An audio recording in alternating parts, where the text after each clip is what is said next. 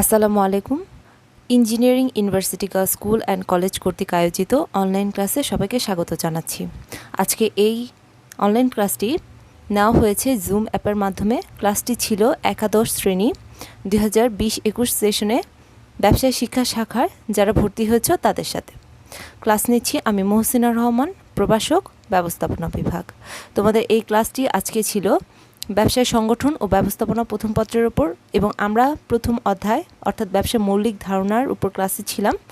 প্রথম লেকচারটি আমাদের একটি ভিডিও আপলোড করা হয়েছে ইউটিউবে, তোমরা সেটা ফলো আপ করেছো এবং সেটা নিয়েও আজকে আমাদের ক্লাসে কথা হয়েছে। কিন্তু আজকে এই ক্লাসটি বলা যায় যে আমাদের ব্যবসায় সংগঠন ও ব্যবস্থাপনা প্রথম পত্রের উপর একদম জুম ক্লাস বা সরাসরি ইন্টারাকশন ক্লাসটা হয়েছে, ইন্টারাক্ট করে এই ক্লাসটা হয়েছে।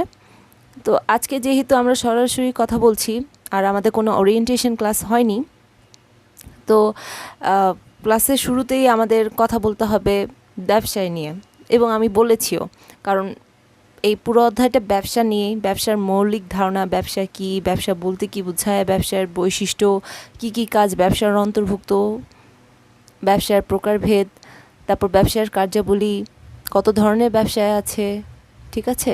তো এগুলোর উপরেই মূলত আমাদের এই অধ্যায়টা। আর এই অধ্যায়ের প্রথম দিকে যে ক্লাসটি বা লেকচারটি আমি ইউটিউবে আপলোড করেছি সেটাতে দেখেছো মোটামুটি একটা ওভারঅল মানে আলোচনা হয়েছে যে আসলে আমরা এই অধ্যায়ে কী কী পড়ব। কারণ আমাদের বাকি এই অধ্যায়ে একদম ডিটেলসে যা পড়তে হয় সেটা হলো ইন্ডাস্ট্রি মানে শিল্প, ট্রেড নিয়ে, এবং প্রত্যক্ষ সেবা নিয়ে আমরা একটু পড়ব। বাট এরপরে আমাদের ব্যবসায় কার্যাবলী যেটা ছিল সেটা আমি টাচ করিনি। বাট মূলত প্রথম ক্লাসে আমরা ব্যবসার ধারণা, ব্যবসার বৈশিষ্ট্য এবং ব্যবসার আওতাটা নিয়ে পড়াশোনা করেছি। আর আজকের ক্লাসে আমাদের ঠিক অনেকটা এগুলো নিয়ে আলোচনা হয়েছে, ব্যবসার ধারণা, তারপর ব্যবসার আওতা এবং শিল্প নিয়ে। এবং গত ক্লাসে আমাদের যা যা একটু সমস্যা ছিল বা আমরা যা যা জানতে চাই, কিছু কোয়েশ্চেন অ্যান্ড অ্যান্সারিং পার্ট ছিল, সেখানে আমরা আলোচনা করেছি প্রাথমিক শিল্প নিয়ে এবং ভ্যাট নিয়ে। নওশিন লাবিবার প্রশ্ন ছিল ভ্যাট কি, আসলে ভ্যাট জিনিসটা কি। তো এই ভ্যাট নিয়ে আমরা একটু ডিটেলসে কথাবার্তা বলেছি, বিভিন্ন উদাহরণের মাধ্যমে আমাদের পড়াশোনাটা হয়েছে।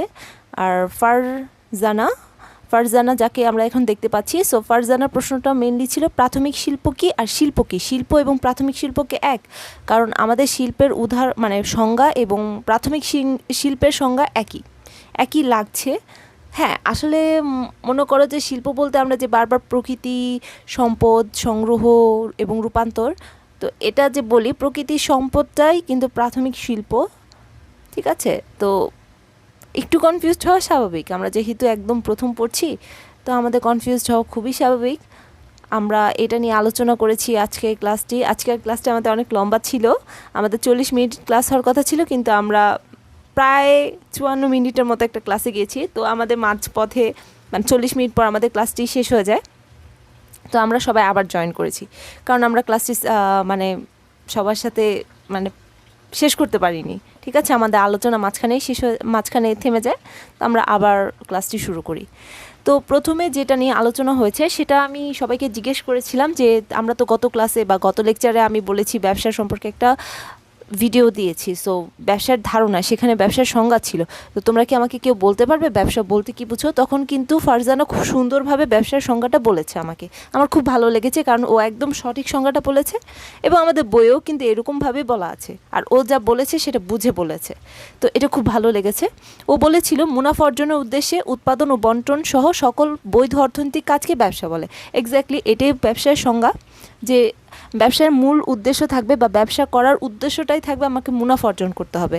আমার যদি মুনাফা অর্জনের উদ্দেশ্য না থাকে, তখন আমি যেই কোনো প্রকার অর্থনৈতিক কাজ করি না কেন সেটা কিন্তু আমার ব্যবসা হবে না। হ্যাঁ, তো এই মুনাফা অর্জন উদ্দেশ্য নিয়ে আমি যখন উৎপাদন করব, মানে কোনো কিছু সৃষ্টি করছি, উদ্ভাবন করছি, এবং সেটা যাদের অভাব আছে, যা সৃষ্টি করছি বা যেই উপযোগটা আমি সৃষ্টি করছি সেটা যাদের অভাব আছে, তাদের অভাব পূরণের জন্য একদম প্রকৃত ভোক্তার কাছে আমার উৎপাদিত পণ্যটা পৌঁছে দেওয়ার জন্য যে বন্টন সহ সকল বৈধ অর্থনৈতিক কাজকেই ব্যবসা বলবে।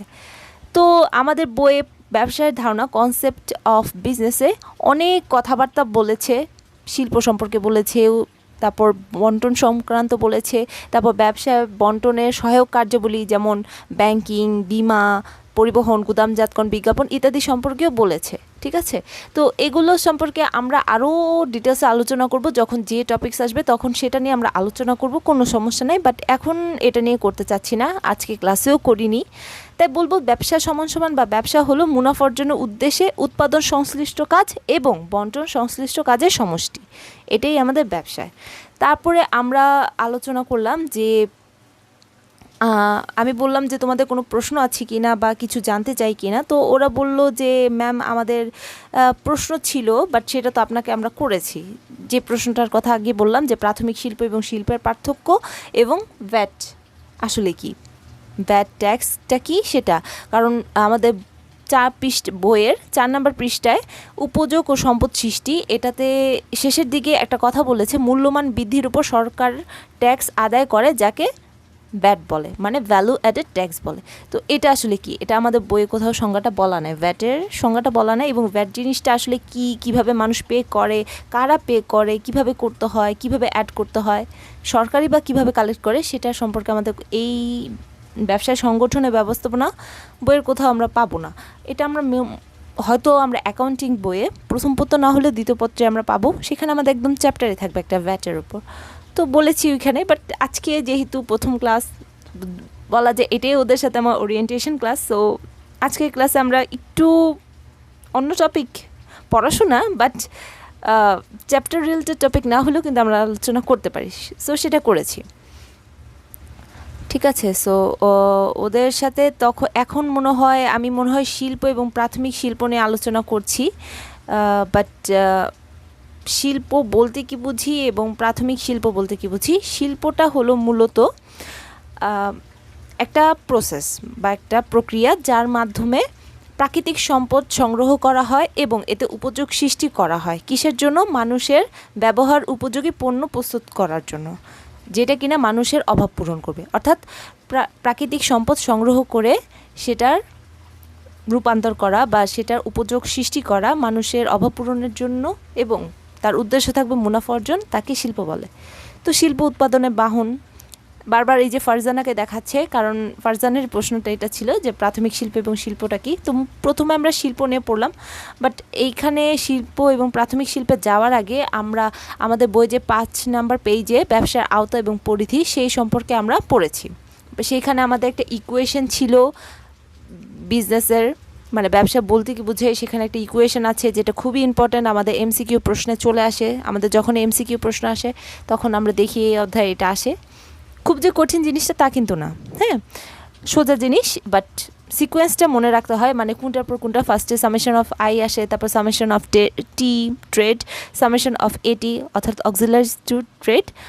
তো এটা সিকোয়েন্সটা মনে রাখতে হয়, এবং যে ছকটা এরপরে ব্যবসায়ের আওতা বা পরিধির যে ছকটা সেটা খুব ইম্পর্ট্যান্ট, কারণ ব্যবসার মধ্যে কী কী আছে একদম সব কিছু গুছানো এখানে বলা আছে। তো এখন মনে হয় ওদেরকে আমি এই ছকটা দেখাচ্ছি, হ্যাঁ এখনই আমরা ওইখানে চলে যাচ্ছি। তো আমি একটু অপেক্ষা করি, হ্যাঁ এই তো এইখানে ওদেরকে আমি ফার্স্টে ইকুয়েশনটার কথা বললাম যে ইকুয়েশনটা সবাই বুঝেছো কি না। সবাই বলেছো হ্যাঁ ম্যাম বুঝেছি, কোনো সমস্যা নেই, বাট এরপরও দু একজন বললো যে ম্যাম আমাদের আরেকটু বুঝিয়ে দেন, আরেকটু বলেন। আমরা বুঝেছি, বাট আরেকটু হলে সুবিধা হয়। তো আরেকটু আলোচনায় গেলাম। দেখো এখানে B equals to summation of I plus summation of T plus summation of এটি, যেখানে বি ইকুয়ালস টু ব্যবসা, business, B stand for business, ব্যবসায়। সামেশন মানে যোগফল, মানে কোনো কিছু যা আছে একই সেটের মধ্যে বা একই সেটের মধ্যে যতগুলো কাজ বা যাই আছে কিনা সেগুলো সব যোগফল, সামেশন। তারপর হলো সামেশন অফ আই মানে সামেশন অফ ইন্ডাস্ট্রি, অর্থাৎ শিল্প বা শিল্প সংক্রান্ত যত কার্যকলাপ হবে সেটার সমষ্টি। তারপরে হলো সামেশন অফ টি মানে সামেশন অফ ট্রেড, এটা হলো পণ্য বিনিময় ক্রয় বিক্রয় সংক্রান্ত কাজের সমষ্টি। অর্থাৎ এখানে শুধু ক্রয় বিক্রয় হবে আর কিন্তু কিচ্ছু না, ঠিক আছে, শুধুমাত্র ক্রয় বিক্রয় হবে আর কোনো কাজ না। তো পণ্য বিনিময় সংক্রান্ত সকল কাজের সমষ্টি হবে ট্রেড। তারপর হলো আমাদের যে আরেকটা আছে ওই যে পণ্য বন্টনের সহায়ক কার্যাবলী অক্সিলারিস টু ট্রেড, সেটা হলো সামেশন অফ এটি, পণ্য বিনিময় বা ক্রয় সংক্রান্ত অন্যান্য সকল কাজের সমষ্টি। এখানে আমাদের ব্যাংকিং, ব্যাংকের থেকে অর্থগত প্রতিবন্ধকতা দূর করা, তারপর হলো বিমা, ঝুঁকিগত প্রতিবন্ধকতা দূর করা, তারপর হলো সময়গত, কালগত, সময় বা কাল একই, যেটা কিনা গুদামজাতকরণের মাধ্যমে করা হয়, পরিবহন, স্থানগত উপযোগ সৃষ্টি। তো এই কাজগুলো মূলত আমাদের অক্সিলারিস টু ট্রেডে চলে আসবে, ঠিক আছে। তো আমরা এই ইকুয়েশনটা ক্লাসেও খুব ভালোভাবে পড়েছি এবং এখনও বললাম, মনে হয় না আর কারো কোনো সমস্যা থাকবে। তারপরে যদি সমস্যা থাকে তারপর বলবে, আবার নেক্সট ক্লাসে পড়বো, কোনো অসুবিধা নেই, ঠিক আছে। নেক্সট ক্লাসে আমরা আবার যাব, বাট মনে হয় না লাগবে, কারণ সোজা তো, বাংলায় বলেছে, ইংলিশে বলেছে, টি কেন স্ট্যান্ড করতেছে, আই কেন, কিসের জন্য কি, কাকে রিপ্রেজেন্ট করতেছে, সো আমরা সব কিছু তো দেখলাম। আচ্ছা, তো আমাদের এই ইকুয়েশনের পরে আমি বললাম যে আমাদের যে ছকটা আছে, এই যে ছকটা দেখতে পাচ্ছি ব্যবসার আওতা, তো এইখানে কারো কোনো সমস্যা আছে কি না। তো তখন বললো যে না ম্যাম আমরা সব বুঝতে পারছি, বাট এইখানে একটা সমস্যা আছে যে আমাদের বাণিজ্য, ট্রেড এবং পুনরপ্তানি কি এক কিনা, ঠিক আছে, ট্রেড এবং পুনরপ্তানি কি এক কিনা এটা একটু বুঝিয়ে দেন। তো তখন আমি বললাম যে ট্রেড এবং পুনরপ্তানি আসলে বলা যায় যে ট্রেড হলো একদম, ট্রেডের মধ্যে অনেক ধরন আছে, তার একটা ধরন হলো পুনরপ্তানি, ঠিক আছে। দেখো এদিকে আমাদের মূলত ব্যবসায়কে আমরা তিনটি ভাগে ভাগ করতে পারি, শিল্প, বাণিজ্য এবং প্রত্যক্ষ সেবা। প্রত্যক্ষ সেবা নিয়ে আমরা আলোচনা করেছি, এটা আমরা পরে করব। বাট শিল্পকে আমরা বিভিন্ন ভাগে ভাগ করেছি, প্রজনন, নিষ্কাশন, নির্মাণ, প্রস্তুত, সেবা পরিবেশক। আরেকটা আছে, প্রথমে যদি এটা ধরি, এটা হলো কৃষি। তো ওইটা সম্পর্কে আলোচনা পরে করব, আগামী ক্লাসে করব, হ্যাঁ। তো বাণিজ্যটাতে চলে আসি, কারণ বাণিজ্যর মধ্যে দুইটা পার্ট আছে, একটা হলো ট্রেড বা পণ্য বিনিময়, আরেকটা হলো পণ্য বিনিময় সহায়ক কার্যাবলী। দেখো ট্রেড হলো পুরোপুরি ক্রয় বিক্রয়, এখানে আর অন্য কিচ্ছু আসবে না, হ্যাঁ, অন্য কিচ্ছু না, শুধুমাত্র ক্রয় বিক্রয় সংক্রান্ত কাজ, সেটা হলো ট্রেড। এখানে আর অন্য কোনো উপযোগ সৃষ্টি হবে না, অর্থাৎ শুধুমাত্র যদি তুমি মালিকানাগত বা সত্ত্বগত উপযোগ সৃষ্টি করো ক্রয় বিক্রয়ের মাধ্যমে, সেটাই হবে ট্রেড বা পণ্য বিনিময়। আর পণ্য বিনিময় সহায়ক কার্যাবলী, যেগুলোর মাধ্যমে কিনা আমরা অন্যান্য উপযোগগুলো সৃষ্টি করি, যেমন ব্যাংক, বিমা, পরিবহন, গুদামজাতকরণ, বাজারজাতকরণ, প্রসার, সেগুলো হলো পণ্য বিনিময় সহায়ক কার্যাবলী। তো এগুলো আমরা জানি, এগুলোতে কোনো কনফিউশন থাকার কিছু নাই, আর এগুলো সম্পর্কে আমরা পড়ব। তারপর ট্রেডটাকে আমরা দুইটা ভাগে ভাগ করতে পারি, একটা হলো অভ্যন্তরীণ বাণিজ্য, আরেকটা হলো বৈদেশিক বাণিজ্য, ঠিক আছে। দেখো অভ্যন্তরীণ বাণিজ্যটা কি, আমাদের দেশের ভৌগোলিক সীমারেখা, মানে আমরা যদি বাংলাদেশের মানুষ হই তাহলে আমাদের ক্রয় বিক্রয়টা হলো বাংলাদেশের সীমারেখার মধ্যেই হবে এবং বাংলাদেশি মানুষের মধ্যেই হবে, ঠিক আছে। তো অভ্যন্তরীণ বাণিজ্য হলো আমাদের দেশের ভৌগোলিক রেখার মধ্যে যে ক্রয় বিক্রয় হয়, অর্থাৎ ক্রেতা এবং বিক্রেতা দুইজনের যদি একই দেশের নাগরিক হয়ে থাকেন তাহলে, এবং একই দেশের মানে ওই দেশের গণ্ডির মধ্যেই যদি ক্রয় বিক্রয়টা হয়ে থাকে, সেটা হবে অভ্যন্তরীণ বাণিজ্য। তো অভ্যন্তরীণ বাণিজ্য দুই প্রকার, পাইকারি এবং খুচরা। আর বৈদেশিক বাণিজ্যটা অবশ্যই একটি দেশের সাথে, একটি দেশের মানুষের সাথে অন্য একটি দেশের মানুষের, ঠিক আছে। এটা এখানে কমপক্ষে দুইটি দেশ জড়িত থাকবে এবং ক্রয় বিক্রয়টা দুটি দেশের মধ্যে হবে। তো বৈদেশিক বাণিজ্যটা আমরা তিনটি ভাগে ভাগ করতে পারি, একটা হলো আমদানি, রপ্তানি এবং পুনরপ্তানি। তো এইখানে পুনরপ্তানিটা নিয়ে একটু ঝামেলা ছিল, বাট যখন আমরা পুনরপ্তানি নিয়ে আলোচনা করতে যাব তখন কিন্তু আমাদের আগেই ক্লিয়ার করতে হবে আমদানি কি, রপ্তানি কি, তখনই বুঝতে পারবো পুনরপ্তানি কি, ঠিক আছে। আমদানি কি, দেখো অন্য কোনো দেশে কিছু একটা উৎপাদিত হচ্ছে, কোনো পণ্য উৎপাদিত হলো, সেটাকে যদি আমি আমার দেশে ক্রয় করে নিয়ে আসি, সেটা হবে আমদানি। আমাদের যে বেশিরভাগ সময় যে কি বলে ইলেকট্রনিক্স ডিভাইসগুলো আমরা ইউজ করি, আমাদের হোম অ্যাপ্লায়েন্সেস, সেগুলো কিন্তু মেড ইন চায়না লেখা থাকে। আবার দেখো আমাদের দেশের যে গার্মেন্টস শিল্প, সেখানে কিন্তু যা উৎপাদন হয় বিদেশে, যে আমরা ইউরোপ আমেরিকান কান্ট্রিগুলোতে যে আমরা যে আমাদের গার্মেন্টসের প্রোডাক্টগুলো, যেমন শার্ট, হ্যাঁ, তারপর নিটওয়্যার, এগুলো যে পাঠাই বিক্রি করি, তো এগুলোতে কিন্তু মেড ইন বাংলাদেশ লেখা থাকে। তো এটা কি, আমরা উৎপাদন করছি কিন্তু আমরা কিন্তু এটা কনজিউম করছি না, কনজিউম করছে অন্য একটি দেশ। আবার দেখো আমরা ওই যে সিজনে বিভিন্ন সময় অনেক বাইরের বিদেশি ফল খাই না, ওই যে বলে কাশ্মীরি আপেল, কাশ্মীরি আঙ্গুর, তারপর বিদেশ থেকে কত ধরনের ফ্রুটস চলে আসে, খাবার চলে আসে, ঠিক আছে। তো এগুলো কি, এগুলো অন্য দেশে উৎপাদিত হয়েছে কিন্তু আমাদের দেশে এটা ক্রয় করে নিয়ে এসেছে কনজিউম করার জন্য। যে দেশে উৎপাদন হচ্ছে সেই দেশে কনজাম্পশন হচ্ছে না, এটা আমদানি। রপ্তানিটা কি, উৎপাদনটা আমার দেশে হচ্ছে কিন্তু আমার দেশে এটা কনজিউম হচ্ছে না, আমি বাইরে পাঠিয়ে দিচ্ছি। মানে আমাদের কাছে আমদানির ক্ষেত্রে আমার কাছে যে কিনা বিক্রি করলো তার কাছে কিন্তু সেটা রপ্তানি, ঠিক আছে। যিনি আমদানি করছেন বা যারা হলো আমদানি করার জন্য আমাকে সাহায্য করছেন, আমার কাছে আমদানি মানে আমি আমদানি করছি যাদের থেকে, তার কাছে কিন্তু ওই কাজটা রপ্তানি। আর পুনঃরপ্তানি জিনিসটা কি, দেখো আমার দেশে উৎপাদিত হচ্ছে না পণ্য বা সেবা যেটাই বলি না কেন, সেটা আমার দেশে হচ্ছে না, আমি অন্য একটি দেশ থেকে ক্রয় করে নিয়ে আসছি পণ্যটা। সেটা যেভাবেই নিয়ে আসি না কেন, সেটা হয়তো একটু চেঞ্জ করতেছি। কিভাবে, হয়তো আমি মোড়কীকরণ করতেছি বা এটাকে পরিমাণটা আমি ছোট, মানে যত পরিমাণ ছিল সেটাকে আমি একটু বাছাই করতেছি, মানে গ্রেডিং করতেছি, ঠিক আছে। প্রমিতকরণ, পর্যায়িতকরণ করতেছে, প্রমিতকরণ না, এখানে মেনলি গ্রেডিংটা করা হয়, পর্যায়িতকরণ এবং প্যাকেজিংটা করা হয়, বা অ্যাসেম্বলিংয়েও করা হয়, কোথাও কোথাও করা হয়। যেমন ইলেকট্রনিক কিছু ডিভাইস, পিসি, আমাদের পার্সোনাল কম্পিউটার, তারপর হলো মোবাইল, ল্যাপটপ, এগুলো কিন্তু দেখা যায় উৎপাদন হয়, সবকটা ডিভাইস উৎপাদন হয় একটা দেশে, তারপর অন্য একটি দেশ, বিশেষ করে চায়না, তাইওয়ান, ঠিক আছে। তো এগুলো কি করে, ওইখানে অ্যাসেম্বল করা হয়, উৎপাদন হয় হয়তো ইউরোপ বা আমেরিকান কোনো কান্ট্রিতে, বাট পরে কি হয়, এটা চায়নায় আমদানি করে ওইটা অ্যাসেম্বল করে আবার অন্য অন্য দেশে এটা সেল হয়। যেমন বিশেষ করে আমাদের এশিয়ান কান্ট্রিগুলোতে সেল হয়, আমাদের বাংলাদেশে চলে আসে। তো এই ক্ষেত্রে কী হচ্ছে, পুনঃরপ্তানি হচ্ছে, অর্থাৎ অন্য একটি দেশ উৎপাদন করবে, সেই দেশ থেকে আমি জিনিসটা নিয়ে আসবো, পণ্য বা সেবাটা নিয়ে আসবো, নিয়ে এসে গ্রেডিং করব বা প্যাকেজিং করব বা কি বলে একটু চেঞ্জ করব, বাট এটার কিন্তু গুণগত বা রূপগত কোনো চেঞ্জ আমি কিন্তু করব না, ঠিক আছে। এখানে কিন্তু রূপগত কোনো চেঞ্জ হবে না, তো বা উপযোগের কিন্তু কোনো চেঞ্জ হবে না। তো এইটা করে আমি আরেকটা দেশে সেল করে দিব। যখন আমি এটা করে যখন আরেকটা তৃতীয় একটি দেশে সেল করে দিব, সেটাই হবে আমার পুনঃরপ্তানি। দেখো আমাদের দেশে চা কিন্তু খুব জনপ্রিয়। তো আমাদের দেশে চা দেখা যায় যে কিছু বাইরের ইউরোপিয়ান কিছু কান্ট্রিতে এক্সপোর্ট করা হয়, মানে রপ্তানি করা হয়। তো ওই সকল দেশ ওই চাগুলোকে সুন্দর আকর্ষণীয় মোড়কে প্যাকেট করে, তারপর হলো গ্রেড করে বিভিন্ন ফ্লেভারের, ঠিক আছে।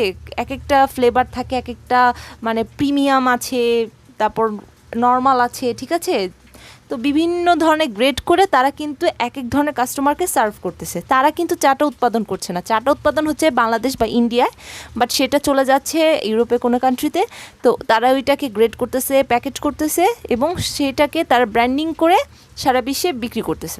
তো এটাই পুনঃরপ্তানি। তো আজকের ক্লাসে যেভাবে বোঝানো হয়েছে বা এখন যেভাবে আমি ক্লিয়ার করার চেষ্টা করলাম, মনে হয় না এরপর আর কোনো কনফিউশন আছে বা থাকার কথা। তারপরও থাকলে আমাকে প্রশ্ন করবে, ঠিক আছে। আচ্ছা, এরপরে আমাদের আলোচনাটা হলো প্রত্যক্ষ সেবা নিয়ে। মানে আমি বলেছিলাম যে আমরা এরপরে প্রত্যক্ষ সেবা নিয়ে আলোচনা করব। তো প্রত্যক্ষ সেবা নিয়েও আলোচনা হয়েছে, অনেক মজার মজার কিছু উদাহরণ আমি ক্লাসে দিয়েছি, সবার খুব ভালো লেগেছে, সবাই মুখটা হাসি হাসি হয়ে গেছিলো যখন আমরা প্রত্যক্ষ সেবা নিয়ে পড়ছিলাম, এবং সবাই ক্লিয়ার হয়ে গেছে জিনিসটা। এবং লাবিবা মানে নওশিন লাবিবা খুব সুন্দর করে পরে একটা সামারি বলেছিল যে প্রত্যক্ষ সেবা বলতে কি বুঝি, এবং হয়েছে খুব সুন্দরভাবেও বলেছে। ক্লাসটা খুবই ভালো ছিল, ইন্টারেক্টিভ ছিল, সবাই খুব ভালো পার্টিসিপেট করেছে। তো তারপরে যারা ক্লাসটা করতে পারোনি, কারণ আমি ক্লাস আজকে সর্বমোট বা সর্বোচ্চ মনে হয় 15 জনকে পেয়েছিলাম বা 14 জনকে, আমাকে সহ পার্টিসিপেন্ট 15 জন ছিল, সো আমি 14 জনকে পেয়েছি। কিন্তু আমি জানি আমার স্টুডেন্ট 35 জন। তো আমার 35 জন স্টুডেন্টের মধ্যে আমি কিন্তু 20 জনকে পাচ্ছি না, প্রায় বলা যায় যে 60%-এর মতো স্টুডেন্টকে আমি পাচ্ছি না, ঠিক আছে। তো বাকি যারা পার্টিসিপেট করতে পারছো না বাবা, তাদের জন্য আমার আসলে কষ্ট লাগছে যে তোমাদেরকে আসলে আমি ক্লাসে চাই, যে ক্লাসে তোমাদেরকেও দেখি, তোমাদের সাথে আমার কথা হোক, বা আমরা যেভাবে পড়াশোনা করি সবাই মিলে একসাথে পড়াশোনা করি, কারণ একসাথে আমরা যদি 35 জন ক্লাস করতে পারি একটা জুম ক্লাস, সেটা কিন্তু খুব মজার হবে। কারণ অনেকগুলো মাথা একসাথে থাকবে, তো এক এক মাথা থেকে এক এক রকমের ধারণা, আইডিয়া আসবে, প্রশ্ন আসবে, কথা আসবে, তো সেটা আরও ভালো হবে। যে আমরা যারা 15 জনের মধ্যে ক্লাস করেছি, 2-1 জন সবসময় চুপ, মানে প্রথম থেকে ওদের আমি যতবারই বলেছি যে হ্যাঁ আমার সাথে ইন্টারাক্ট করো, কথা বলো, তুমি আছো কি না, আমাকে শুনতে পাচ্ছ কি না, বাট তেমন একটা তো ওদের থেকে রেসপন্স পাইনি। এটা খুবই দুঃখজনক, বাট তারপরেও বুঝতে পারছি যে না, ওরা তো আছে, হয়তো অ্যাক্টিভ না বাট আছে। তো বাট যারা একদমই নেই, যারা একদমই পার্টিসিপেট করছো না, তাদের জন্য আসলে মানে ব্যাপারটা খুবই দুঃখজনক। হ্যাঁ, আমি চাইবো যে তোমরা যেভাবে হোক একটু একটু পসিবল করে ক্লাসে আসো, ক্লাসটাতে জয়েন করো, তাহলে ভালো লাগবে, দেখবি অনেক কিছু শিখতে পারবে। তো আমরা পড়ছিলাম প্রত্যক্ষ সেবা বা ডিরেক্ট সার্ভিস। দেখো আমাদের বইয়ে 7 নম্বর পৃষ্ঠে বলেছে, অর্থ উপার্জনের উদ্দেশ্যে স্বাধীন পেশায় নিয়োজিত ডাক্তার, উকিল, প্রকৌশলী প্রভৃতি পেশাজীবীগণ প্রত্যক্ষভাবে সেবা বিক্রি করেন। এদের কাজকে সাধারণভাবে ব্যবসার আওতাধীন মনে করা হলেও প্রকৃত অর্থে তা পেশা বা বৃত্তি হিসেবে গণ্য হয়। তবে কয়েকজন ডাক্তার মিলে ক্লিনিক ব্যবসায় বা কয়েকজন উকিল মিলে অ্যাটর্নি ফার্ম বা ইঞ্জিনিয়াররা বা প্রকৌশলীরা মিলে ইঞ্জিনিয়ারিং ফার্ম গঠন করতে পারেন, যা প্রত্যক্ষ সেবা বিক্রয়কারী প্রতিষ্ঠান হিসেবে সঙ্গত কারণে ব্যবসার আওতায় আসবে। উপসংহারে পরে যাই। দেখো এখানে যে বইয়ে যেটা বলেছে সেটা অতটা ক্লিয়ার করে বলা নাই, মানে প্রত্যক্ষ সেবার কোনো সংজ্ঞা বা একদম গোছানো কোনো সংজ্ঞা কিন্তু তোমাদের এখানে পাচ্ছ না বা পাবেও না। তো তোমাদের বইয়ে ব্যবসার উদ্যোগ বই 9ম-10ম শ্রেণীতে তোমরা যে ব্যবসা উদ্যোগ বইটা পড়েছো, সেটাখানে প্রত্যক্ষ সেবার নাকি খুব সুন্দর একটা সংজ্ঞা আছে, তো ওইটা তোমরা দেখতে পারো, বাট সেটা আমরা দেখব, পরে দেখব, কিন্তু আমরা আগে বুঝি ব্যাপারটা। দেখো আমাদের মধ্যে কিছু মানুষ আছে যাদের কিনা বিশেষ কিছু গুণাগুণ আছে, যোগ্যতা আছে এবং শিক্ষা আছে। তো ওই যোগ্যতা, গুণাগুণ বা শিক্ষাটা দিয়ে সে কী করতে পারে, কিছু মানুষের জন্য কিছু কাজ করে দিতে পারে, ঠিক আছে, মানুষকে সার্ভ করতে পারে, যার কিনা যার জন্য করতেছে তার এটার উপযোগ আছে বা অভাব পূরণ করতে পারবে। যেমন দেখো, আমি একজন শিক্ষক বা টিচার, আমি কি করতে পারি, আমি তোমাকে পড়াইতে পারি, তোমার কিসের অভাব আছে, তোমার কিন্তু জ্ঞানের অভাব আছে বা জানার অভাব আছে, বা তুমি জ্ঞান চাচ্ছ, জ্ঞান অর্জন করতে চাচ্ছ, যখনই তুমি এটা জ্ঞান অর্জন করতে চাচ্ছ তার মানে তোমার এটা অভাব আছে। তো এই অভাবটা কে পূরণ করবে, একজন শিক্ষক পূরণ করবে। তারপর তুমি অসুস্থ, তুমি কি করতে চাচ্ছ, একজন ডাক্তারকে দেখাতে চাচ্ছ, সো তোমার এখন কি চিকিৎসার অভাব আছে, তো তুমি যখন একজন ডাক্তারের কাছে যাবে, তোমার চিকিৎসা বা তোমার শরীরের অবস্থা কি অসুখ হয়েছে, কিভাবে সেটা ঠিক হবে, সেটা কিন্তু উনি কিন্তু নির্ণয় করে তোমাকে ওষুধ রেকমেন্ড করে দেবেন। তো এটা দেখো, যারা এরকম শিক্ষক, ডাক্তার, উকিল, পেশাজীবী, তো তারা কি করতেছে, তারা নিজেরা স্বাধীনভাবে টাকা উপার্জন করতেছে। কিভাবে, তাদের যে যোগ্যতাটা আছে, মেধা আছে, শিক্ষা আছে, সেটার মাধ্যমে। তো এটা স্বাধীন বৃত্তি বলা যায়, এটা কিন্তু সরাসরি তুমি ব্যবসা বলতে পারবে না। তারা সেবা প্রদান করতেছে বা সেবা পরিবেশন করছে, বাট একসাথে যখন কয়েকজন স্বাধীন পেশাজীবী, একই ধরনের পেশাজীবী একসাথে হয়ে যখন একটি প্রতিষ্ঠান গড়ে তোলে, তখন কিন্তু এটা ব্যবসার আওতা চলে আসে। দেখো আমি একজন টিচার যদি 1, 2 বা 5, 6 জন স্টুডেন্টকে সিঙ্গেলভাবে পড়াই, মানে বাসায় গিয়ে পড়াই, সেটা কিন্তু কোনো ব্যবসা বলা যায় না। বাট আমি একা টিচার যদি একটি টিউশন সেন্টার খুলি বা কোচিং সেন্টার খুলি, সেখানে ব্যাচের মতো একজন চলে আসবে এবং আমার টিউশন সেন্টারটা একটা নাম থাকলো, এবং সেখানে শুধু আমি একা না, আমার সাথে আরও 3-4 জন টিচার চলে আসেন। তারা কেউ হয়তো অ্যাকাউন্টিং পড়াচ্ছেন, কেউ ম্যাথ করাচ্ছেন, কেউ হয়তো ইংলিশ পড়াচ্ছেন, আমি ম্যানেজমেন্ট পড়াচ্ছি বা ব্যবস্থাপনা পড়াচ্ছি। তো এইরকম যদি হয়, সেটা কিন্তু একটা প্রতিষ্ঠান হয়ে যাবে। আমাদের আশেপাশে কিন্তু এরকম অনেক কোচিং সেন্টার আছে, যেখানে গিয়ে আমরা একই সাথে অনেকগুলো সাবজেক্ট পড়তে পারি এবং একটা স্কুল বা প্রতিষ্ঠান ভাব। সেখানে কিন্তু এমন মনে হয় না যে না আমরা একজন টিচারের কাছে পড়তে যাচ্ছি, সেটা কিন্তু মনে হয় না। বা আমাদের বাসায় যিনি টিচার এসে পড়ান বা পড়িয়ে যান, হোম টিউটর, তার মতো কিন্তু ফিলিংসটা আসে না। মনে হয় যে না আমি কোথাও একটা যাচ্ছি, একটা প্রতিষ্ঠানে, সেখানে আমি সার্ভিস নিতে যাচ্ছি। তো যখন ওই রকম কোনো প্রতিষ্ঠান তৈরি হবে একই ধরনের পেশাজীবী, স্বাধীন পেশাজীবীদের দিয়ে, তো সেটা কিন্তু আমাদের প্রত্যক্ষ সেবা হয়ে যাবে। তো মনে হয় প্রত্যক্ষ সেবারটা তোমরা বুঝতে পেরেছো, কোনো সমস্যা নেই।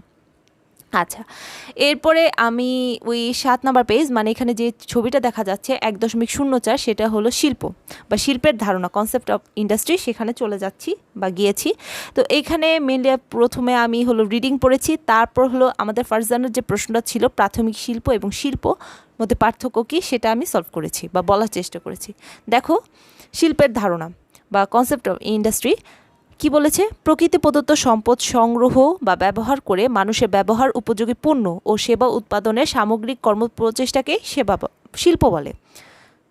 অর্থাৎ প্রকৃতির যে সম্পদ আছে সেটা কি করতে হবে, মানে কালেক্ট করতে হবে বা ব্যবহার করতে হবে, সেটা করে কি করতে হবে, মানুষের ব্যবহার উপযোগী পণ্য বা সেবা, মানে মানুষ যেন এটা ইউজ করতে পারে।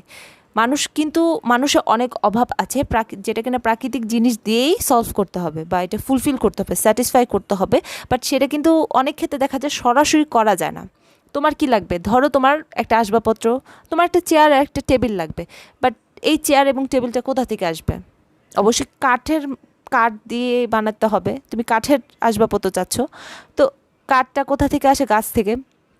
প্রকৃতিতে কি তুমি সরাসরি কোনো কাঠ পাবা বা একদম চেয়ার বা টেবিল পাবা? সেটা কিন্তু তুমি পাবা না। তোমার কি করতে হবে, ফার্স্টে একটা গাছ, যে গাছটা দিয়ে চেয়ার টেবিল বানানো যাবে সেরকম একটা গাছ কাটতে হবে, কেটে ওইটাকে কাঠ বানাতে হবে, কাঠ বানানোর পর একটা প্রসেসের মধ্যে দিয়ে যাবে, তারপর আলটিমেটলি তোমার কাছে বা তোমার ঘরে একটি চেয়ার এবং একটি টেবিল চলে আসবে। ঠিক আছে, মানে মানুষের ব্যবহার উপযোগী পণ্য বা সেবা তৈরি হবে। তো এর সামগ্রিক কর্মপ্রচেষ্টাকে শিল্প বলে। অর্থাৎ যখন থেকে তুমি ওই বনের বা জঙ্গলের গাছটা কাটছো, গাছটা কেটে তুমি কাঠ বানাচ্ছ আসবাবপত্র তৈরির জন্য বা অন্য কোনো উদ্দেশ্যে, তো তখন থেকেই কিন্তু আমাদের শিল্পের কাজটা শুরু হয়ে গেছে। আর এটা শেষ হচ্ছে কখন?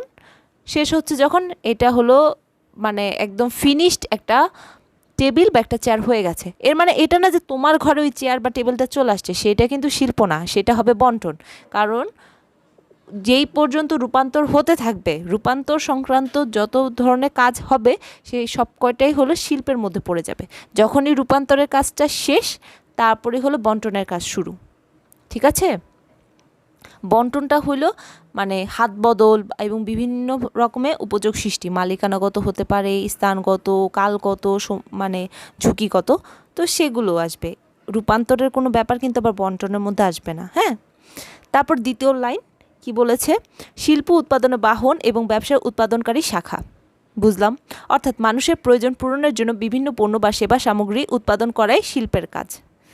আচ্ছা, অর্থনৈতিক ভাষায় উৎপাদন বলতে বিক্রয়যোগ্য উপযোগ সৃষ্টিকে বোঝায়। এক্স্যাক্টলি, তুমি যে শিল্পের কাজটা করছো, রূপান্তরের কাজটা করছো, তো সেটা কেন করবা? সেটা যেন তুমি বিক্রি করতে পারো, অর্থাৎ তুমি এটার বিনিময়ে যেন মূল্য পেতে পারো। যদি এরকম কিছু তুমি বানালে যেটার কিনা কোনো বিনিময়যোগ্যতা নাই, অর্থাৎ কেউ তার নিজের পকেটে পয়সা খরচ করে এটা নিতে চায় না, এটা ওন করতে চায় না, তো সেটা কিন্তু তোমার শিল্প বা উৎপাদন হবে না। হ্যাঁ, দেখো, অর্থনীতিতে ধরে নেওয়া হয় যে মানুষ কোনো কিছুই সৃষ্টি করতে পারে না, প্রকৃতি প্রদত্ত সম্পদ সংগ্রহ ও এতে উপযোগ বা অভাব পূরণের সক্ষমতা সৃষ্টি করতে পারে মাত্র। এক্স্যাক্টলি, দেখো আমাদের সব কিছু কিন্তু প্রকৃতি থেকেই নিতে হবে, আমরা কিন্তু একদম প্রকৃতির বাইরে অ্যাটাচ, মানে একদম ডিটাচ হয়ে, সেপারেট হয়ে, ইন্ডিপেন্ডেন্ট হয়ে কিন্তু কিছু করতে পারবো না, কারণ আমরা নিজেরাই কিন্তু প্রকৃতির অংশ। আমাদের যে মেধা সম্পদ, আমাদের যে শ্রম, সেটাও কিন্তু প্রকৃতির অংশ। ঠিক আছে, তো এটাই প্রকৃতি প্রদত্ত সম্পদ সংগ্রহ ও এতে উপযোগ বা অভাব পূরণের সক্ষমতা সৃষ্টি করা। তাই এই সম্পদ সংগ্রহ বা ব্যবহার করে বিক্রয় উপযোগ সৃষ্টির প্রক্রিয়াকেই শিল্প বলা হয়। আচ্ছা, এরপরে ছবির নিচে যে প্যারাটা আছে সেটা খুবই গুরুত্বপূর্ণ, আমিও দাগিয়ে রেখেছি এবং দাগিয়ে তোমাদের বোঝাচ্ছি। দেখো, এক্ষেত্রে জমি থেকে তুলা, খনি থেকে লৌহ আকরিক সংগ্রহ, সমুদ্র থেকে মাছ চিংড়ি ধরা প্রাথমিক শিল্প হিসেবে গণ্য। প্রাথমিক শিল্প মানে প্রাথমিক শিল্পটা হলো শিল্পের একটা অংশ। শিল্পের মধ্যে আমরা মেনলি ক্যাটাগরাইজ করতে পারি তিনটা। প্রথমটা হলো প্রাথমিক শিল্প, দ্বিতীয়টা হলো মাধ্যমিক শিল্প, আর তৃতীয়টা হলো সেবা পরিবেশক শিল্প। প্রাথমিকটা কি? প্রকৃতি থেকে যে জিনিসটা আমরা নিয়ে আসব, ঠিক আছে, যে জিনিসটা সংগ্রহ করব, কালেক্ট করব বা ওটাকে যত্ন করব, করার পর আমরা যেই পণ্য বা সেবাটা পাবো, অর্থাৎ এটাতে কিন্তু আমাদের শ্রম বা মেধা দিয়ে কোনো রকমের পরিবর্তন করা যাবে না, আমরা কোনো রকমের রূপান্তরে যাব না, ঠিক আছে, ট্রান্সফরমেশন হবে না। আমরা জাস্ট প্রকৃতির জিনিসটাই সেটা হয় কখনো কালেক্ট করব বা কখনো হয়তো এটাকে যত্ন করব। যেমন কৃষিটা, যারা কৃষক তারা কি রূপান্তর করে কিছু? তারা কিন্তু রূপান্তর করে না, তারা গাছ লাগায় বা ফসল লাগায়, সেটা হয়, সেটাকে যত্ন করে এবং তারপর যখন ফসলটা পাকে সেটাকে কালেক্ট করে বাজারে বিক্রি করে দেয়। ঠিক একইভাবে প্রজনন শিল্প, যেমন হ্যাচারি, নার্সারি এগুলো আছে বা ফলের বাগান, দেখো এগুলোতে কিন্তু গাছ লাগানো হয় বা মুরগি পোষা হয়, মাছ চাষ করা হয়। তো এই মাছ বা মুরগি এগুলো কি মানে কোনো রকম রূপান্তর করা হয়? এগুলো কিন্তু কোনো রূপান্তরের মধ্যে যায় না, এগুলো যা হয় সেটা হলো যে যত্ন করা হয়, যত্ন করে বাজার মানে বড় করা হয় বা মানুষের ব্যবহার উপযোগী করা হয়, তারপর এটা বাজারে ছাড়া হয়, ঠিক আছে। তো যখনই একদম প্রাথমিকভাবে যে প্রকৃতি থেকে যেটা আসছে সেটা হয় আমি কালেক্ট করছি, সংগ্রহ করছি বা যত্ন করছি বা সংরক্ষণ করছি, অথবা এটাকে আমি নার্চার বা কি বলে এটাকে, এটার মানে বংশ বিস্তার করতেছি, ঠিক আছে, টেক কেয়ার করতেছি। সো এইরকম করে যখন আমি কোনো কাঁচামাল বা পণ্যদ্রব্য পাবো সেটাই হবে আমার প্রাথমিক শিল্প। আর প্রাথমিক শিল্পের থেকে যে পণ্যদ্রব্য বা জিনিসগুলো আসে সেগুলো যখন আমি ওইগুলো কাঁচা মাল হিসেবে ব্যবহার করে কোনো উৎপাদন প্রসেসের মধ্যে বা রূপান্তরের মধ্যে যাব, মানে আমি আমার শ্রম, আমার মেধা এবং যন্ত্রপাতি ব্যবহারের মাধ্যমে আমি যখন কোনো রূপান্তরে যাব, ওই প্রাথমিক শিল্প থেকে যে জিনিসগুলো আসছে সেগুলো দিয়ে সেটা হবে মাধ্যমিক শিল্প। তো মাধ্যমিক শিল্পগুলো কি কি সেগুলো আমরা নেক্সট ক্লাসে পড়বো। আমি ভাবছিলাম আমি আজকেই তোমাদের পড়াই দিব, তোমাদের এই শিল্পের সব কিছু আমরা পড়ে ফেলবো, আমাদের শেষ হয়ে যাবে, বাট আমি পারি নাই। আমি অনেক এক্সপ্লেন করতে গেছি, অনেক উদাহরণ দিতে গেছি, বাট আমাদের সময় শেষ হয়ে গেছে। আচ্ছা অসুবিধা নেই, বাট আমরা ক্লিয়ার হই ব্যাপারটা। হ্যাঁ দেখো, এখানে তোমাদের বলেছে তুলা থেকে পোশাক। আমাদের গায়ে যে জামাটা আছে সেটা কি আমরা সরাসরি প্রকৃতি থেকে পেয়েছি? পাইনি। কিন্তু আমাদের পোশাকের মূল উপাদান কিন্তু সুতা। সেই সুতাটা কোথা থেকে আসছে? তুলা থেকে। তুলাটা কোথা থেকে আসছে? গাছ বা গাছের ফুল থেকে। তো দেখো এখানে তুলার কিন্তু আবার দুইটা ব্যবহার আছে। তুলার যেটা আসছে সেটা কিন্তু একদম প্রাথমিক শিল্প, তুলা কালেক্ট করাটা। আমাদের কিন্তু তুলাও সরাসরি ব্যবহার হয় অনেক মেডিকেল পারপাসে, ঠিক আছে, চিকিৎসা ট্রিটমেন্টের ক্ষেত্রে আমরা তুলা ব্যবহার করি। তারপর আমাদের যে বালিশ আছে, তোষক আছে, সেগুলোকে কিন্তু সরাসরি তুলা ব্যবহার হয়। তো সেটার ক্ষেত্রে আমরা প্রাথমিক শিল্প থেকে যেটা আসতেছে সেটা কিন্তু আমরা ডিরেক্ট কনজাম করতেছি। আবার দেখো এই তুলা থেকেই সুতা তৈরি হয়। তারপর আবার দেখো সুতাটাকে কি করে কাপড় হিসেবে বুনন করা হয়, সেই কাপড়কে আবার রং করা হয়, ডিজাইন করা হয়, মানে ছাপানো হয়। তারপর সেটাকে আবার মানে আমাদের মানে যা বানাতে যাচ্ছি, যেরকম জামা বানাতে যাচ্ছি সেটাকে কেটে সেলাই করা হয়। তারপর আলটিমেটলি আমাদের কাছে আমাদের গায়ের পোশাকটা আমরা কালেক্ট করতে পারি। তো এটা কি অনেক বড় একটা প্রসেসের মধ্যে গেল না? হ্যাঁ, অনেক বড় একটা প্রক্রিয়ার মধ্যে গেল, যেখানে কিনা আমাদের শ্রম ব্যবহার করতে হয়েছে, মেধা ব্যবহার করতে হয়েছে এবং অনেক যন্ত্রপাতি ব্যবহার করতে হয়েছে। সো সেটা হলো মাধ্যমিক শিল্প। আর সেবা পরিবেশক শিল্প হলো আমাদের জীবনযাত্রার মান সহজ করার জন্য এবং আরামদায়ক করার জন্য কিছু কাজ আছে, ঠিক আছে, এগুলো মানুষই মেনলি করে থাকে, বাট সেটা কি করে, সেটা হলো কিছু প্রাকৃতিক সম্পদ ব্যবহার করেই করে। তো সেটা হবে সেবা পরিবেশক শিল্প। যেমন আমাদের যে গ্যাসের লাইন, বিদ্যুৎ কানেকশন, তারপর টেলিফোন, পর্যটন, ঠিক আছে, এইগুলো কিন্তু এই সেবা পরিবেশক শিল্পের মধ্যে পড়ে যায়, ঠিক আছে। তো আমরা বুঝলাম শিল্প কি, প্রাথমিক শিল্প কি, মাধ্যমিক শিল্প কি, সেবা পরিবেশক শিল্প কি। তো তারপর তোমাদের বই বলেছে আমরা যে কাপড় পরিধান করি এর প্রধান কাঁচামাল তুলাসহ নানান সামগ্রী প্রকৃতি থেকে আসছে। গাছ থেকে আসছে কাঠ, আর কাঠ থেকে আসবাবপত্র ও কত কিছু। প্রাণীর জন্ম, বংশবৃদ্ধি এগুলো ঘটছে প্রকৃতির অমোঘ নিয়মে। তাই প্রকৃতি প্রদত্ত কোনো কিছু ব্যবহার ছাড়া নতুন সৃষ্টি মানুষের পক্ষে অসম্ভব। মানুষ তার বুদ্ধি খাটিয়ে, শ্রম দিয়ে প্রকৃতি প্রদত্ত সম্পদকে নানা রূপে, নানানভাবে ব্যবহার উপযোগী করে তুলছে। মুনাফা অর্জনের উদ্দেশ্যে প্রাকৃতিক সম্পদ সংগ্রহ ও তার ব্যবহার উপযোগী করার প্রক্রিয়া বা সকল প্রচেষ্টাকে তাই শিল্প নামে আখ্যায়িত করা হয়। অর্থাৎ আমাদের যে শিল্পের ধারণা আছে সেটা আমরা আজকে পড়ে ফেললাম। আজকে আমাদের পড়াশোনা এতটুকুই হয়েছে ক্লাসের, মাত্র আমরা শিল্পের কনসেপ্টটা আমরা ক্লিয়ার করেছি এবং আগের দু একটা জিনিস যা একটু কনফিউশন ছিল সেটা আমরা শেষ করেছি। তো এখন আমরা প্রশ্নোত্তর পর্বে চলে যাব, মানে প্রশ্ন উত্তর পর্বে অলরেডি আমরা চলে গেছি, কারণ শিল্প এবং প্রাথমিক শিল্পর মধ্যে পার্থক্যটা কী সেটা আমরা পড়ে ফেলছি, ফার্স্ট জানার প্রশ্ন ছিল। বাট এখন আমি চলে যাচ্ছি লাবিবার যে প্রশ্ন, মানে নওশিন লাবিবা, ও আমাকে ভ্যাট সম্পর্কে প্রশ্নটা করেছিল, তো সেটা সম্পর্কে আমরা চলে যাচ্ছি। দেখো ভ্যাট জিনিসটা কি, ভ্যাটটা কিসের জন্য স্ট্যান্ড করতেছে, ভ্যালু অ্যাডেড ট্যাক্স, অর্থাৎ মূল্য সংযোজন কর। তো এই করটা অবশ্যই সরকারকে দিতে হবে, এটা সরকারের রাজস্ব, সরকারের আয়। তো এই জিনিসটা আসলে কিভাবে ধরা হয়, কারা পে করে এটা, বা এটা নির্ধারণ করে কি? দেখো ভ্যাটের রেটটা কিন্তু সরকার নির্ধারণ করে দিবে, মানে তুমি কতটুকু মূল্য সংযোজন করতেছো তার উপরে একটা পার্সেন্টেজ ধরে দিবে, ঠিক আছে। আর ভ্যাটের রেটটা এক এক পণ্যের ক্ষেত্রে এক এক রকম হয়, ঠিক আছে। কিছু কিছু ক্ষেত্রে মানে আমরা যখন বাজেটটা দেখব, আমাদের প্রতি বছর অর্থ বছর যে বাজেটটা সেট করা হয়, সেখানে কিন্তু ভ্যাটের রেট এক এক পণ্যে এক এক রকম রেট থাকে, সেটা কিন্তু আমরা দেখতে পাই, ঠিক আছে। সো ভ্যাট জিনিসটা কি, দেখো তুমি এটা মেনলি যারা উৎপাদন করে সে উৎপাদনের সাথে জড়িত এবং একই সাথে বন্টনের সাথেও জড়িত। তুমি যেইখানে যেই পণ্যের বা সেবার যতটুকু ভ্যালু অ্যাড করে দিবা, মানে ব্যবসায়ীরা যারা উৎপাদন এবং বন্টনের কাজে জড়িত, ব্যবসায়ীরা তারা যেইখানে যেই ধাপে যতটুকু ভ্যালু অ্যাড করবে, সেই অ্যাড করা মানে শুধুমাত্র সে যেই ভ্যালুটা অ্যাড করছে সেটার উপরে একটা পার্সেন্টেজ ধরবে ভ্যাট, মানে ট্যাক্সটা, ভ্যালু অ্যাডেড ট্যাক্সটা ধরবে, ভ্যাটটা ধরবে, এবং সেটা হলো কি, তার যে টোটাল যে মূল্যটা আছে, যে মূল্যে সে বিক্রি করবে তার মুনাফা সহ, মানে এখানে তার মুনাফা অন্তর্ভুক্ত থাকবে, তার যত টাকা খরচ হয়েছে সেটা অন্তর্ভুক্ত থাকবে, এবং যত টাকা তাকে পে করতে হবে ভ্যাট হিসেবে সরকারকে, তো সেটাও সে এখানে অন্তর্ভুক্ত করে দিবে। অর্থাৎ হাত বদল হতে হতে প্রতিবারই কি ভ্যাট অ্যাড হতে থাকবে, মানে যেইখানেই আমাদের পণ্য ভ্যালুটা অ্যাড হবে বা কিছু উপযোগ তৈরি হবে, সেখানে কি হবে, ভ্যাট যুক্ত হবে। তো হাত বদল করতে করতে আলটিমেটলি যারা ভোগের উদ্দেশ্যে ক্রয় করবে, মানে আলটিমেট কাস্টমার অ্যান্ড কনজিউমার, শুধুমাত্র কাস্টমার হলে হবে না, সবাই যারাই ক্রয় করতেছে তারাই কিন্তু কাস্টমার, বাট সবাই কিন্তু সব কাস্টমারই কিন্তু কনজিউমার না, মানে যারা ওই উপযোগটা নিঃশেষ করবে, ঠিক আছে, ওই পণ্যের যে অবপূরণের ক্ষমতাটা আছে সেটা পুরোপুরিভাবে এক্সট্র্যাক্ট করবে, তারাই কিন্তু কনজিউমার বা ভোক্তা। তো ভোক্তা যারা কিনা ক্রয় করতেছে, সো মূল্যটা কিন্তু পুরোপুরি ভ্যাটের মূল্যটা কিন্তু সেই পে করবে, ঠিক আছে।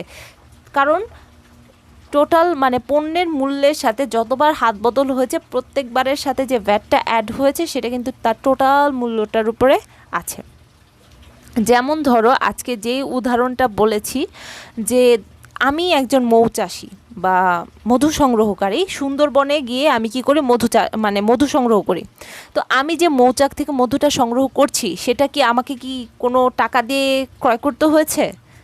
জঙ্গলে কি এমন কোনো আছে যে জঙ্গলে থেকে মধু সংগ্রহ করতে হলে আমাকে টাকা দিতে হবে? সেটা কিন্তু করতে হয়নি। আমি বিভিন্ন রকমের রিস্ক নিয়ে এবং আমার শারীরিকভাবে আমি পরিশ্রম করে মেধা খাটিয়ে আমি কি করলাম, মানে মৌমাছির সাথে অনেক যুদ্ধ করে আমি মানে মধু কালেক্ট করে নিয়ে আসলাম, বাট সেটা কিন্তু একদম হ্যাঁ, কাঁচা মধু, ওইটা কিন্তু এখনই কিন্তু ব্যবহার করা যাবে না। মানে যারা মধু খেতে চাচ্ছে, আমরা যারা সাধারণ কনজিউমার, তো আমরা কিন্তু ওইরকম ওই কাঁচা মধুটা খেতে পারবো না, কারণ ওইখানে অনেক বেশি মোম থাকে, ময়লা থাকে, তারপর মৌমাছি মৃতদেহ থাকে, তারপর অনেক ধরনের মানে পয়জনাস কিছু এলিমেন্টও থাকতে পারে। তো ওইটা সরাসরি আমরা ইউজ করতে পারবো না, যে পারপাসে ইউজ করি না কেন করতে পারবো না। সো আমি একজন মধু চাষি, আমি বা মধু সংগ্রহকারী, আমি সুন্দরবন থেকে মধু কালেক্ট করলাম, কালেক্ট করে আমি স্থানীয় যে কালেক্টর, ঠিক আছে, তো এরকম থাকে কালেক্টর থাকে, তো তার কাছে আমি 100 টাকায় 1 কেজি মধু বিক্রি করে দিলাম। কত টাকা? 100 টাকায়। তো আমি এই যে প্রকৃতির যে মধুটা সেটাতে কত টাকার উপযোগ সৃষ্টি করছি? 100 টাকার। তো আমি যদি ভ্যাট দিই সেখানে আমার ভ্যাট কত টাকার উপর দিতে হবে? অবশ্যই 100 টাকার উপরে ভ্যাটটা দিতে হবে। এটা গেল। তো আমার উপরে দায় পড়লো যে আমি 100 টাকার উপরে যত টাকা ভ্যাট হয় সেটা আমি দিব, বা আমার ভ্যাট সহই আমাকে 100 টাকা পে করে দিছে, মানে ওই 100 টাকার মধ্যে ভ্যাটের টাকাটা আছে। এরপর দেখো যে স্থানীয় যে কালেক্টর মধুর, তো সে কি করতেছে, সে হলো একদম মানে যারা এজেন্ট, বিভিন্ন কোম্পানি, ওই যে ডাবর হানি বা আরও বিভিন্ন ধরনের মধু মানে উৎপাদনকারী প্রতিষ্ঠান আছে না, ব্র্যান্ড, তো তাদের কাছে বিক্রি করার জন্য বিভিন্ন এজেন্ট থাকে, তো তার কাছে আবার বিক্রি করতেছে। তার কাছে কত টাকা বিক্রি করতেছে? দেখো যে সুন্দরবন থেকে সে হয়তো কোথায় নিয়ে আসছে, ঢাকায় নিয়ে আসছে, একটা স্থানগত উপযোগ সৃষ্টি হলো, মধুর কিন্তু কোনো চেঞ্জ হয়নি, বাট একটা স্থানগত উপযোগ সৃষ্টি হলো, সেটা কি করতেছে ওইখানে এজেন্টের কাছে 150 টাকায় বিক্রি করতেছে। ভ্যালু কত টাকার অ্যাড করলো? 50 টাকার। তো ওই স্থানীয় কালেক্টর 50 টাকার উপর ভ্যাট পে করবে। ওই এজেন্ট 150 টাকার মধু আবার যে কোম্পানি প্রতিষ্ঠান ব্র্যান্ডগুলোর কাছে 200 টাকায় বিক্রি করবে।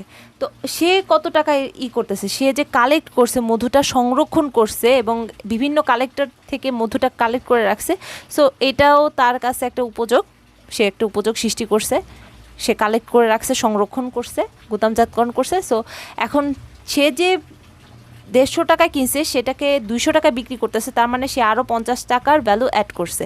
সো সে পে করবে আরও 50, মানে সে পে করবে 50 টাকার উপর ভ্যাট। ঠিক আছে, এখন প্রতিষ্ঠান কি করতেছে, ওই কাঁচা মধুটাকে প্রসেসের মধ্যে দিয়ে নিয়ে গিয়ে কি করলো, বাজারে একদম পাইকার, যারা পাইকারদের কাছে 300 টাকায় বিক্রি করছে। 200 টাকায় ক্রয় করেছে, 300 টাকায় বিক্রি করছে। মাঝখানে কত টাকার ভ্যালু অ্যাড করেছে প্রতিষ্ঠানগুলো? 100 টাকার। তো ওই প্রতিষ্ঠানটি ভ্যালু মানে ভ্যাট পে করবে 100 টাকার উপর। পাইকার আবার প্রত্যেকজন পাইকার আবার খুচরা ব্যবসায়ীদের কাছে বিক্রি করতেছে 350 টাকায়, অর্থাৎ পাইকাররা 50 টাকার ভ্যালু অ্যাড করতেছে, সো সে আবার 50 টাকার উপর ভ্যাট দিবে। কত হলো আমাদের মধুর দাম? 350 টাকা। এখন পাইকার 350 টাকা খুচরা ব্যবসায়ীর কাছে বিক্রি করছে, আর খুচরা ব্যবসায়ী আমাদের ক্লাসে বিবি মরিয়ম, ও আবার ও যে যদিও ও মধু কিনতে চাচ্ছিল না, বলতেছিল ডায়াবেটিস হয়ে যাবে, সুন্দরবনের খাঁটি মধু খাইলে ডায়াবেটিস হয়ে যাবে, বাট ধরলাম ওর মধু লাগবে বা ও রূপচর্চা করার জন্য ওর ভালো মধু লাগবে, ফেস প্যাক হিসেবে ফেস প্যাকের সাথে ও মধু ইউজ করবে, ও খাবে না, ও মুখে দিবে। সো এই ক্ষেত্রে ও কি করলো, ও খুচরা ব্যবসায়ী বা আমাদের যে দোকানগুলো আছে, সুপার শপগুলো আছে বা এমনি মুদি দোকানগুলো আছে, ওইখান থেকে ও কী করলো, 400 টাকায় 1 কেজি মধু ক্রয় করলো। তো দেখো খুচরা ব্যবসায়ী আরও 50 টাকা লাভ করলো, তার এখানে লাভও আছে এবং যে ভ্যাটটা পে করতে হবে সেটা। তো আমাদের বিবি মরিয়ম 400 টাকায় মধুটা ক্রয় করলো। এখন দেখো যে যত টাকার উপযোগ সৃষ্টি করছে বা ভ্যাট অ্যাড করছে, আলটিমেটলি টাকাটা পে করছে কে? বিবি মরিয়ম, তাই না? কারণ বিবি মরিয়ম কিন্তু আর কোনো উপযোগ সৃষ্টির মধ্যে যাবে না, ও কি করবে, ওই উপযোগটা নিঃশেষ করবে।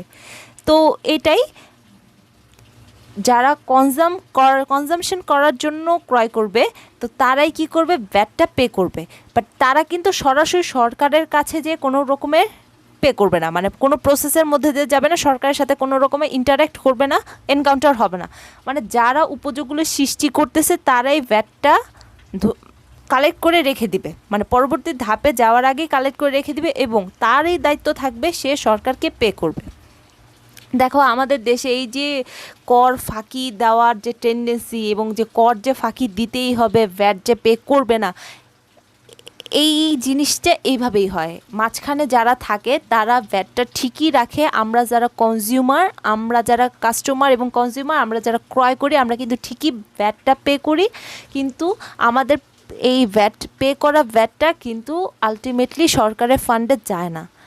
ঠিক আছে, মাঝখানে যারা তারাই টাকাটা নিজেদের পকেটে ঢুকায় নেয়। তো আমরা পে করতেছি, আমরা আমাদের জায়গা থেকে ঠিক আছি, বাট যাদের এটা পে করার কথা, এটা কিন্তু তাদের সম্পদ না, এটা কিন্তু সরকারের সম্পদ, সরকারকে আমরা দিচ্ছি, আমরা যে কনজিউম করতেছি, সো আমরা কিন্তু দিয়েই করতেছি, আমাদের ভ্যাটটা দিয়েই করতেছি, বাট সেটা কিন্তু তাদের কাছে যাচ্ছে না, মানে সরকারের কাছে যাচ্ছে না।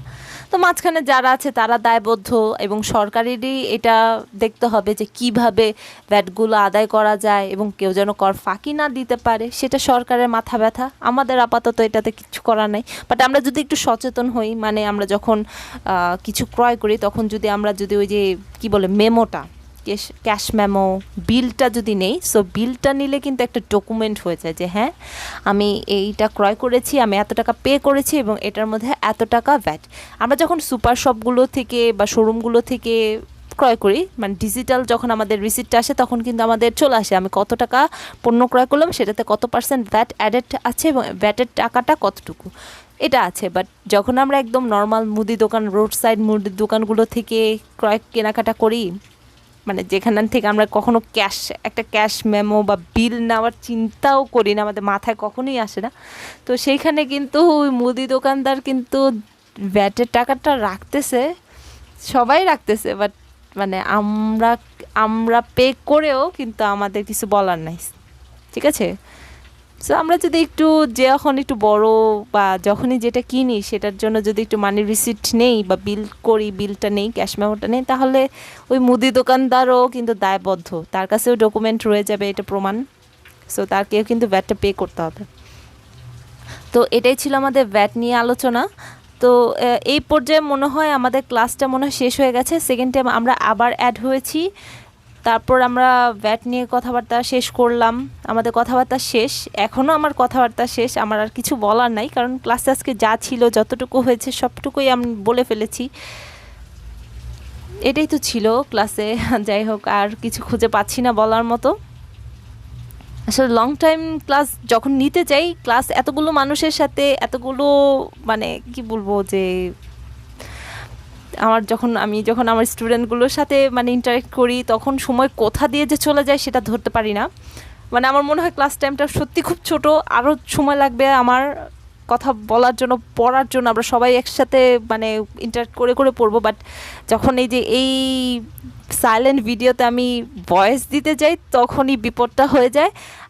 আমার যতটুকু বলা থাকে আমি গুছিয়ে বলার চেষ্টা করি, হয়তো হয় না তো তেমন একটা, এবং মানে এটা আসলে একটু কঠিন কাজ, তো কিন্তু তারপরও তখন এই সময় আমার খবর হয়ে যায় যে আসলে আমি 50 মিনিটের মতো, 53 মিনিটের মতো ভিডিওতে কি বলবো, কতগুলো মানে কত কি বলা যায়, এত কিছু আসলে বলাও যায় না। বাট তোমাদের এইটা বলবো যে যারা যারা ক্লাসে পার্টিসিপেট করতেছো তাদের জন্য, মানে তারা যেভাবে পার্টিসিপেট করতেছে আমার খুব ভালো লাগছে। তোমরা এরকমভাবে যদি সিনসিয়ার থাকো, কনসার্ন থাকো, তাহলে বলবো যে তোমাদের আসলে বাসায় বসেও যে তোমরা যে এইরকম মানে মানে সরাসরি কলেজে না গিয়ে, ক্লাসে না গিয়েও যে তোমরা যে বাসায় বসে আছো, তাও সমস্যা হবে না। তোমরা যদি বইটা কালেক্ট করে ফেলো এবং যা ক্লাস হচ্ছে সেটা ফলো করো, এবং যে প্রশ্ন মাথায় আসে বা যেটা বুঝি না বা বুঝি, একবার করে রিডিং পড়ার পর মাথায় যে ঢুকে না, সো সেই জিনিসটা যদি ক্লাসে বলো, তো বলা যাবে যে তোমাদের পড়াটা হয়ে যাবে, তোমরা কিন্তু আটকাবা না, ঠিক আছে। পড়াশোনায় কিন্তু কোনো সমস্যা হবে না, দেখবে সুন্দর পড়াশোনা হয়ে যাচ্ছে, একটু একটু করেও আগায় যাচ্ছে। এবং যখনই দেখা যাবে যে পরীক্ষা হচ্ছে বা আমাদের পড়াশোনাটা একটু টাইট শিডিউলের মধ্যে দিয়ে আমরা যাব, তখন দেখা যাবে যে অনেকটা রিল্যাক্স করতে পারবো, অন্যদের থেকে রিল্যাক্স করতে পারবো। বাট যারা গা ঢিলামি দিয়ে বসে যাব যে আরে হচ্ছে তো কি হচ্ছে, একটা টপিকস পড়ায় মাত্র আজকে পুরো 40 মিনিটের ক্লাসে মাত্র শুধু শিল্প বুঝাইলো, ধুর শিল্প তো 1 পেজের একটা পড়া, কি পড়বো, একসাথে কতগুলো পড়া জমুক তখন পড়বো। বাট বাবা, তুমি যদি জমাইতে যাও পড়াগুলো জমেই যাবে, সেটা কিন্তু তুমি কিন্তু আর কুলাইতে পারবা না, জমে যাবে। তো তখন আবার একটু বিপদ লাগবে, কারণ তখন কিন্তু তোমার বিভিন্ন ধরনের সমস্যা, এই লাইনে এটা কি বললো বা এটাতে কি মিন করলো বা এটার মানে কি, তো তখন কিন্তু তোমার মাথায় প্রশ্ন আসলে সে প্রশ্ন উত্তর দেওয়ার জন্য হয়তো অন্য কেউ, মানে আমি কিন্তু তখন হয়তো অ্যাভেলেবেল নাও থাকতে পারি, ঠিক আছে, কারণ হয়তো আমরা হয়তো তখন অন্য চ্যাপ্টারে চলে গেছি, অন্য কিছু পড়তেছি, আমাদের খুব দ্রুত পড়া শেষ করতে হবে, তখন কিন্তু চাইলেও কিন্তু মানে আমি আবার রিপিট করতে পারবো না বা রিভিউ করা কিন্তু সম্ভব হবে না, কারণ তোমার একার জন্য কিন্তু সবাই সময় নষ্ট করা যাবে না। সো তুমি যতটুকু যেদিন যেখানে যতটুকু পড়া হচ্ছে, যেই উদাহরণগুলো বলা হচ্ছে, যেই আলোচনা হচ্ছে, সেটা একটু শোনো, ঠিক আছে। আর যা আছে একটু একটা করে রিডিং মেরে দাও, তো রিডিং মারলেই দেখবা যে পড়াটা হয়ে গেছে। হ্যাঁ, তো পড়া তো এভাবেই হয়ে গেল। আর যারা পার্টিসিপেট করতেছো ভালো, আর যারা করতে পারছো না তারা বলবো যে বুঝতে পারছি সমস্যা হচ্ছে, সবারই সমস্যা হচ্ছে, আমি টিচার, আমি ক্লাস নিচ্ছি, আমারও কিন্তু সমস্যা হইতে পারে, এমন না যে আমিও সমস্যার ঊর্ধ্বে বা যারা পার্টিসিপেট করতেছে তারা সমস্যার ঊর্ধ্বে, তাদের কোনো সমস্যা নেই। সবাই কিন্তু বিভিন্ন রকমের ঝামেলাগুলো ফেস করে সমস্যাগুলোকে এক সাইডে রেখে ক্লাসে আসতেছে বা ক্লাস করতেছে। সো তোমরা যদি দেখো যে তোমরাও ম্যানেজ করতে পারো, যেমনি হোক অনেক কষ্ট করে হলেও দেখো 2-1টা ক্লাস করো, ক্লাসে আসো, দেখবো ভালো লাগবে, ঠিক আছে। ক্লাসগুলো অত বোরিং হয় না, আমাদের ক্লাসগুলো খুব ভালো হয়, আমার খুব ভালো লাগে। এবং যারা করে ওদেরও নাকি, ওরাও বলে যে জানি না কতটা সত্য কথা বলে নাকি আমাকে এমনি মন রাখার জন্য বলে, বাট ওরাও বলে ওদের নাকি ক্লাসগুলো ভাল লাগে। সো দেখো, যদি সম্ভব হয় ক্লাসে চলে আসো, হ্যাঁ? আমরা একসাথে অনেকগুলো মানুষ একসাথে বসে বসে ক্লাস করব, পড়াশুনো করব, আমাদের পড়াশোনাটা আগায় যাবে। তো আর কতক্ষণ? এখনও এখনও 4 মিনিট বলার আছে। 4 মিনিট আমি আসলে কি বলবো? আচ্ছা থাক, 4 মিনিট খালি থাক। আর কিছু মাথায় আসছে না। আবার তো আমাদের নেক্সট সপ্তাহে তো ক্লাস হবে, তাই না? নেক্সট সপ্তাহে কবে? সোমবার দিন আমাদের প্রথম হলো প্রোডাকশন ম্যানেজমেন্ট, মানে উৎপাদন ব্যবস্থাপনা ও বিপণন প্রথম পত্র ক্লাস, এবং মঙ্গলবার হলো এই যে ব্যবসায় সংগঠন ও ব্যবস্থাপনা প্রথম পত্র ক্লাস। তো তখন আবার আমরা গল্প করবো না, আবার কথা বলবো না। তো আজকে আর কোনো কথা বলছি না, আর কিছু মাথায়ও আসছে না বলার মতো। তো সবাইকে ধন্যবাদ জানাচ্ছি আজকে এত সুন্দর একটা ক্লাস আমার সাথে করার জন্য, বা আমাকে দেওয়ার জন্য, ক্লাসের এত সুন্দর একটা পরিবেশ দেওয়ার জন্য। এবং সবাই ভালো থাকবে, সুস্থ থাকবে, এবং একটু পড়াশোনাটা করে ফেলো। ধন্যবাদ সবাইকে। আসসালামু আলাইকুম।